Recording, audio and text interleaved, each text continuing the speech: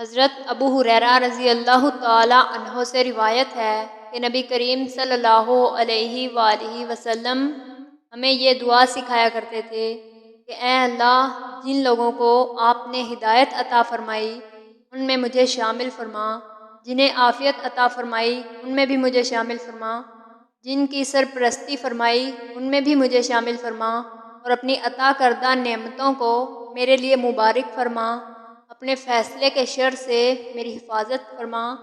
جس کا تو دوست ہو جائے اسے کوئی ذلیل نہیں کر سکتا، اور اے ہمارے پروردگار، تو بڑا بابرکت اور برتر ہے۔ مسند احمد حدیث نمبر 1631۔ حضرت ابو ہریرہ رضی اللہ تعالی عنہ سے مروی ہے کہ ایک مرتبہ حضرت حسن نبی کریم صلی اللہ علیہ وآلہ وسلم کی خدمت میں حاضر ہوئے۔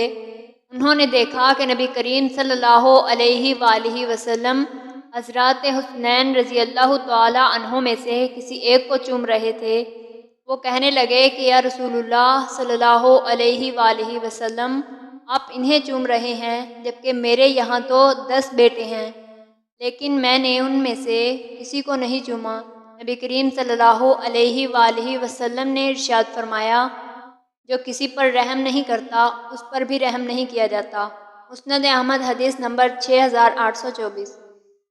حضرت ابو ہریرہ رضی اللہ تعالی عنہ سے مروی ہے کہ نبی کریم صلی اللہ علیہ وآلہ وسلم ان 3 چیزوں سے اللہ کی پناہ مانگا کرتے تھے: بد نصیبی ملنے سے، دشمنوں کے مذاق اڑانے سے، برے فیصلے سے، اور مصیبتوں کی مشقت سے۔ مسند احمد حدیث نمبر 7051۔